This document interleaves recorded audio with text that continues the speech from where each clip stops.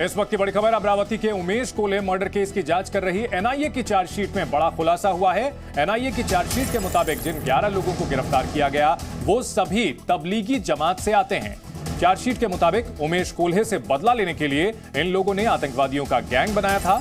Chargesheet के मुताबिक जिन 11 लोगों को पकड़ा गया है उनमें से मास्टरमाइंड इरफान खान है, जो कि तबलीगी जमात का स्ट्रिक्ट फॉलोअर है। तबलीगी जमात के सभी नियम कायदों को ढंग से पूरा करता है। उमेश कोल्हे की हत्या करने के लिए इरफान खान ने ही आतंकवादी गैंग बनाया था। उमेश कोल्हे हत्याकांड में तबलीगी जमात के 11 सदस्यों का नाम सामने आया है। इन सदस्यों के नाम भी हम आपको दिखा रहे हैं। उमेश कोल्हे, जिनकी बड़ी बेरहमी से अमरावती में हत्या कर दी गई थी, इस मामले में 11 लोगों के खिलाफ चार्जशीट आ चुकी है और ये लोग तबलीगी जमात से जुड़े हुए हैं, रिलीजियसली इसे फॉलो करते हैं। तबलीगी जमात एक संगठन है, धार्मिक संगठन है, जिसकी कई देशों में शाखाएं हैं और इस चार्जशीट में क्या खास बातें हैं वो हम आपको दिखा रहे हैं। तबलीगी जमात से आरोपियों का कनेक्शन सामने आया है। अमरावती में उमेश कोल्हे की बड़ी बेरहमी से हत्या कर दी गई थी। बीजेपी से निष्कासित नुपुर शर्मा की के समर्थन में एक पोस्ट करने का उन पर आरोप था, उसे सोशल मीडिया पर स्प्रेड किया गया और उसी को दिखाकर भड़काया गया। 11 लोगों का एक गिरोह बनाया गया और इन लोगों ने मिलकर के उमेश कोल्हे की बेरहमी से हत्या कर दी। 11 आरोपियों के खिलाफ एफआईआर की गई थी। एनआईए चार्जशीट में ये बातें बताई गई हैं और ये सामान्य हत्याकांड नहीं था, ये एक टेरर एक्ट था। कोल्हे का किसी से कोई विवाद नहीं था।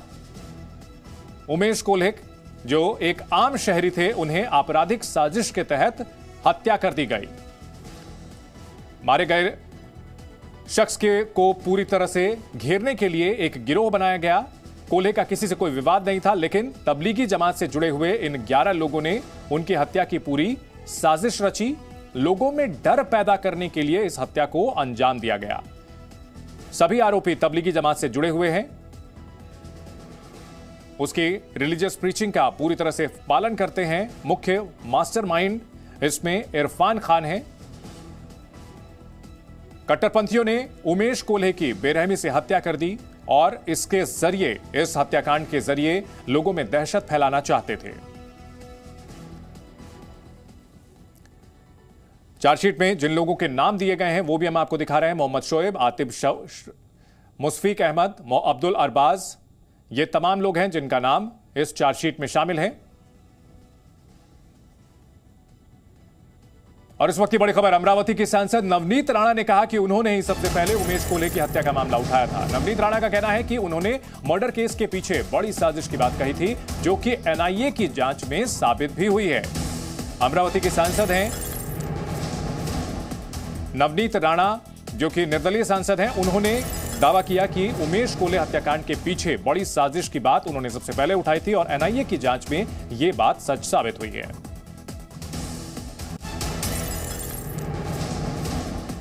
आज बड़ी खुश लगी, जिस चीज़ के लिए और जिस परिवार को न्याय देने के लिए मैंने आवाज़ उठाई थी वो चीज़ आज स्पष्ट हुई और एनआईए ने उस पर अपनी चार्जशीट दाखिल करते हुए कहा है स्पष्ट कि उन्होंने ये चीज़ के ही कारण इन्हें मारा है। मुझे लगता है कोई भी जात से बिलोंग करते हो, कोई भी जमाती के हो, अगर हिंदुस्तान में आप रहते हैं तो मुझे लगता है हिंदुस्तान में प्रत्येक व्यक्ति हमारा भाई बहन है। वो विचारधारा से हमने काम करना चाहिए, वो विचारधारा से हमने आगे अपने लोगों को लेके जाना चाहिए। अगर इस तरीके से कोई ब्रेन वॉश करके हमारे सामान्य लोगों का यूज़ करता है तो मुझे लगता है उन्हें इतनी कड़क सजा होनी चाहिए कि कोई भी सपने में यह विचार ना करे कि हमारे भाई बहनों को कोई इस तरीके से बेरहमी से उनकी मर्डर कर दिया जाए। आज बड़ी तो जून में बड़ी बेरहमी से उमेश कोल्हे की हत्या की गई थी और इस मामले में 11 लोगों के खिलाफ एनआईए की चार्जशीट सामने आ चुकी है। सीसीटीवी वीडियो में उमेश कोल्हे की हत्या दर्ज हुई थी और इसके पीछे बड़ी साजिश निकल करके सामने आई। लोगों में दहशत पैदा करने के लिए कट्टरपंथियों ने बेरहमी से उमेश कोल्हे की हत्या की थी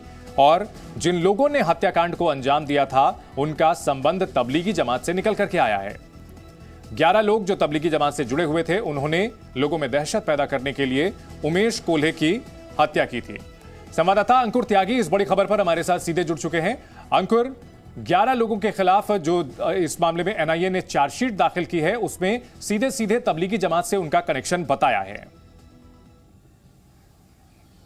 देखिए, जो बहुत बड़े पॉइंट इसके अंदर कहे गए हैं वो साफ तौर पे ये है कि सिर्फ सिंपल मर्डर नहीं है, ये एक कॉन्स्पिरेसी है, क्रिमिनल कॉन्स्पिरेसी है, जिसके अंदर एक पूरा टेररिस्ट गैंग इसको बनाया गया। इनके जो 11 लोग हैं इनके ऊपर आरोप हैं, इन्होंने एक टेररिस्ट गैंग बनाया। उमेश कोहली का मर्डर करना एक कॉन्स्पिरेसी का हिस्सा था, ताकि समाज के अंदर, देश के अंदर एक डर का माहौल पैदा किया जा सके। और खासतौर पर जिस तरह से बीजेपी से जो निष्कासित जो नेत्री हैं नुपुर शर्मा, उनके बयान को जिस व्यक्ति ने सपोर्ट किया, उनके बीच में ये डर फैलाना था, हिंदुओं के बीच में डर फैलाना था कि अगर कोई भी इस्लाम को लेकर या जो उनके नबी हैं उनको लेकर या प्रॉफेट मोहम्मद को लेकर किसी भी तरह की कोई टिप्पणी करेगा तो उस तरह का माहौल कितना भयावह हो सकता है, इस बात को लेकर एक पूरी कॉन्स्पिरेसी को रचा गया।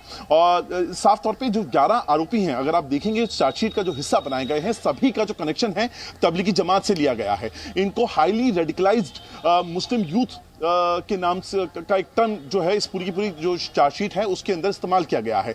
बार बार बताया गया है कि किस तरीके से इनका तबलीगी जमात से इनका कनेक्शन रहा है। इरफान खान जो मुख्य अभियुक्त माना जा रहा है, मास्टरमाइंड माना जा रहा है, उसने कैसे इस पूरी कॉन्स्पिरेसी को रचा था।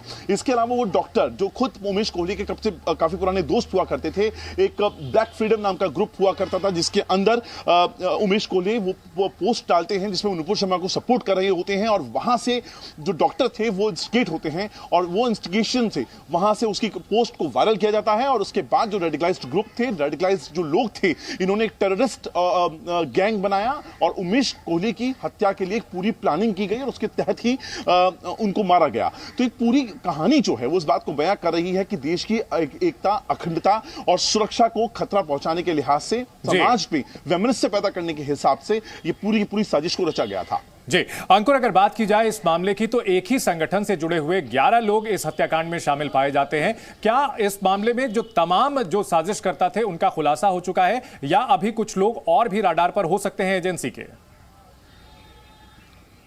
देखिए, फिलहाल तो 11 लोग थे, 11 लोग इस पूरे मामले में नामजद किए गए थे। सभी को जो एनआईए है उसने अरेस्ट किया, उनका रोल भी यहाँ पे आइडेंटिफाई करते हुए उसको बताया गया है। जो खास बात है चार्जशीट में हिस्सा बनाया गया है वो इस बात को लेकर है कि सभी का कनेक्शन तबलीगी जमात से निकाल के दिखाया गया है। अब तबलीगी जमात से को लेकर यहाँ पर सवाल खड़े करने या बाकी एजेंसीज का काम होगा अब जो इंटरनल सिक्योरिटी में लगी हुई हैं कि यहाँ से क्या तबलीगी जमात एक पोटेंशियल थ्रेट के तौर पर नजर आ रहा है या इसको एक इत्तेफाक माना जाए कि 11 लोग जो एक इतना हाईली रेडिकलाइज्ड वे में एक मर्डर को अंजाम देते हैं जिससे देश की सुरक्षा, अखंडता को खतरा पैदा हो जाता है, समाज में एक डर पैदा करने की कोशिश हो रही है, उन सभी का कनेक्शन तबलीगी जमात से है। ये महज एक इत्तेफाक या संयोग माना जाए या एक हाईली पोटेंशियल थ्रेट मानती है सिक्योरिटी एजेंसीज तबलीगी जमात को अभी भी। हालांकि जो पिछले कई सारे मुकदमे थे वो उनको क्लीन चिट दी जा चुकी है। बावजूद इसके इस घटना का सामने आना और तबलीगी जमात से जुड़े हुए 11 आरोपियों का सामने आना, यहां से जांच एजेंसियों के लिए आप काम बढ़ता हुआ देख रहे हैं। जी बिल्कुल, अगर बात की जाए अंकुर, जिस तरह से नुपुर शर्मा के बयान के बाद जगह जगह मर्डर केसेस सामने आए थे और उसमें कट्टरपंथियों का हाथ सामने आ रहा था, क्या कोई एक ऐसा पैटर्न नजर आता है जिससे कि तमाम जो घटनाएं हैं उनको रिलेट किया जा सके या फिर इन सबको इंसिडेंट्स को अलग अलग ही इन्वेस्टिगेट किया जा रहा है? देखिए, उस दौर में आपने देखा होगा उदयपुर में कन्हैया लाल की जिस तरह से हत्या की गई थी, गला उसमें भी रेता गया था। ये जो घटना हुई ये महाराष्ट्र में हुई, अमरावती में हुई, उसमें भी गला रेता गया। हालांकि जो भी दोनों ही मामलों में जो आरोपी हैं वो उनका कोई इंटरनल कनेक्शन अभी तक तो निकल के नहीं आया है। लेकिन मैं अमरावती की अगर आपसे बात करूं तो सिर्फ आप उमेश कोहली हत्याकांड के ऊपर नजर रख रहे हैं, उसके आसपास भी बहुत सारी घटनाएं हुई हैं। एक डॉक्टर थे, एक मोबाइल चलाने वाला की दुकान चलाने वाला व्यक्ति था, एक और व्यक्ति था। ऐसे कम से कम 3 से 4 विक्टिम का उल्लेख एनआईए ने अपनी चार्जशीट में किया है, जिसको सेम पैटर्न पर धमकाया गया, डराया गया, उनको कॉल किए गए, उनको इस बात को लेकर धमकाया गया कि आपने ये नुपुर शर्मा को सपोर्ट करती हुई पोस्ट कैसे लिख दी है, आपका अंजाम बुरा हो सकता है, आपका फोन नंबर, आपका घर का एड्रेस, आपके घर वालों का जो आइडेंटिफिकेशन है उसको वायरल कर दिया गया। अलग अलग ग्रुप्स के अंदर एक डर पैदा कराने की हर केस में ये चीज निकल कर आई है। निश्चित तौर पर बहुत शुक्रिया इस पूरी जानकारी के लिए अंकुर।